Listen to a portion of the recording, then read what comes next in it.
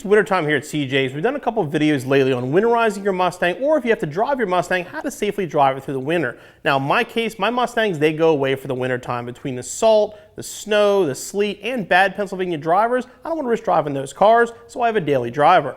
I might think all the cool cars we have at CJ's, do I have a Raptor, do I have an RS? It's like, no, my daily driver, probably one of the most boring cars Ford ever produced, and today, we're going to do a driving review.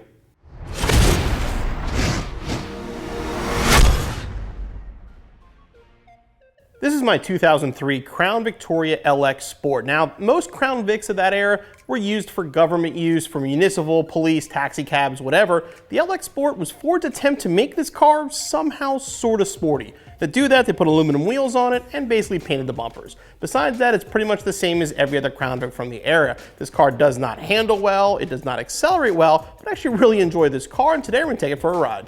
Under the hood of my Crown Vic is the good old Ford 4.6 liter 2-valve engine. Now, in the Crown Vic, especially the LX Sport version, makes 239 horsepower and 287 pound-feet of torque. Not terrible numbers for the early 2000s. Now, with this car weighing over 4,000 pounds, with 327 gears and a 4R7W, we'll call acceleration mild at best. This thing will run the quarter mile in about 16 seconds at around 88 miles an hour, with a 0 to 60 of 8.4 seconds. Again, definitely not some flashy numbers by any stretch. The handling, even better. Now, one of the best features about the Crown Vic is the roominess. I mean, the front seat is huge, the back seat's huge, and the trunk, cars don't have trunks like this anymore. This thing has a full-size spare in it, and it looks like it's a small, compact tire because there's so much freaking room in this car. It's one of those things about a car like this. You can load up your friends, load up the trunk with golf clubs, bags, whatever, do whatever you need to do, and there's plenty of space. Now, what's it like to drive a Crown Vic? The best way I can describe it is cushy. I mean, if Lazy Boy made a car, it would be this car. I mean, the seats are wide and comfortable. They have zero lateral support. I mean, you hit a corner and you better brace yourself because you're going to slide back and forth.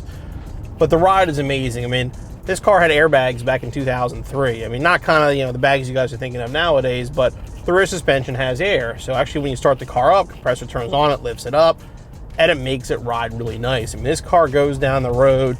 You can put the cruise on at 80 on the highway and just go, and it's comfortable. It's a great ride. Performance-wise, yeah, there's not much to get excited about it. It doesn't handle very well. It doesn't accelerate very well. It doesn't brake very well. The only thing it does is kind of be comfortable. That's kind of why I bought it. Now, this car had an interesting history. Whoever owned it for the first 12 or 13 years put like 20,000 miles on it. They never ever drove it, but it must have sat outside because the paint wasn't in the greatest shape, and that there was actually moss and stuff growing on certain parts of the car. Like, it sat for a long time, and they somehow managed to scratch every single panel on the car at the same time. I mean, the trunk, the fenders, and then there's the curb rash. Now, we've all seen curb rash on wheels. It gets the outside edge of the wheel. Now, whoever owned this car actually managed to get the spokes too, which that's impressive. Like, that's a pretty good sized curb, and they did it to all four wheels. So I don't know what they did with this car. I'm gonna maybe assume it was an older owner who just drove it and parked by Braille and didn't take really good care of it, but mechanically the car is in great shape. That's one of the things I love about it. Like, you're so used to driving your Mustang, you gotta park way out and you don't want to be near anybody else and will scratch your car, whatever. With the Vic, don't care. There's a front spot, I'll take it. If somebody dings the door, opens the door, that's one of the best parts about a winter beater. You don't have to worry about any of that stuff being a problem.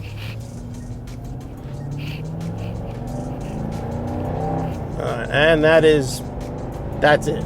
Acceleration wise, that's as fast as it goes. We're almost to 60 though. Like I said, 0 to 60 in this car is in the mid 8-second range, and the quarter mile in the 16s, in the mid 80s, which puts it on par with a Jeep Wrangler, Chrysler Town & Country minivan, a Kia Optima hybrid.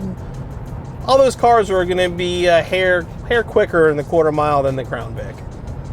But this car is not about speed. Like I said, it's comfort. I mean, I'm 6'1", 235 pounds, and I feel small behind the wheel of this car. Like, you can sit back and relax. The seats, like I said, they're lounge chairs. They're not supportive in any way, shape, or form. They're just big, comfy, cushy chairs.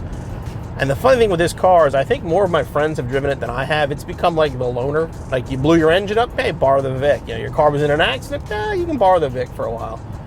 And it's funny because they all love it too. Like, everybody who's ever driven this car is like, yeah, I don't know why I like it, but I just do. And that's kind of where I'm at with it. I mean, there's nothing special about it, but it's just a nice, comfortable, go anywhere, cruise all day in comfort on the highway car. The mechanic, I said, everything works on it for the most part. My window won't go down, but whatever. I don't put it down very often anyway. If it's summertime, I'll turn the air conditioning on. But yeah, here you can see the wonderful handling prowess of the Vic. But yeah, if you want to blend in, this is about as good as it gets. This is right there with like a gold Taurus or like one of those ugly goldish Camrys that everybody was driving for a while there. A car that absolutely nobody's going to look at. If you park in the right place, people still think it's a police car. That's the only downside to having a Crown Vic, is that sometimes you get the people in front of you who think it's a cop car, and instead of getting out of your way, they go 5 under the speed limit to be safe, and there's nothing you can do about it. But thankfully, these cars, I should say thankfully, but these cars are used less and less. Most of them have been retired by now, and you know, the Caprices now take the place, and the new Tauruses get used, and Explorers. So the life of the Crown Vic is coming to an end as far as municipal use goes. But talking to different officers, like, they loved the Crown Vic. I mean, this car was in use for a long, long time, and you know, for what they were using their car for, they liked them, and they were fast enough for what they were doing with it. I mean, it's not a fast car by any stretch, but it was fast enough, and you know, it got the job done. Again, and they had room. I mean, these officers get in here, and they get their belts on and all the other stuff they're putting on. It's like, a little extra room would be nice. But yeah, when the corner says 25, you have to listen. You don't want to go any faster than that for sure. But yeah, as far as car reviews go, this might be the most boring car to ever review, because there's just, what's funny about the car is it is boring to drive. There's nothing special about it, but yet it's kind of fun. Like, I love driving this car because I don't have to think about anything, which, you know, obviously I love driving the Mustangs. They're loud, they're fast. I love driving our trucks, and you know, all those vehicles have like a cool factor about them. The fact that I think it's so vanilla is kind of what makes it cool. Like, it's just hop in and go. You don't have to think about anything. You don't have to, you know, worry about getting high octane fuel or E85 or whatever you got to do. Basically, you get it and go. And I get about 18, 19 around town, and it'll get high 20s on the highway, which for a 15-year-old V8 sedan that, again, is 4,000 pounds empty, that's not that bad, actually. I used to have a Mercury Marauder. You know, same platform, same chassis. This car obviously upgraded everything, more power. I got rid of that car because I actually had a pretty rare one. Mine was blue with a light flint interior, which is a pretty rare color combination on those cars. And I knew I was going to modify it, so I sold it to somebody who I knew would take care of it and, you know, keep it nice in stock. And they have. They've done a great job with that car. But I always wanted another Panther platform car. And I said, this one, buddy of mine was getting rid of it, and he was moving, didn't want to take it with him. And I jumped on the chance to get back into a full-size car. And again, they make great drivers. We've all felt at CG's, though, this car is deserving of a nickname. We haven't come up with a good nickname yet. I just call it the Vic. Another friend calls it Gramps. My wife calls it the Grandpa car. It needs a cool nickname. If you guys have any ideas, definitely let me know in the comments.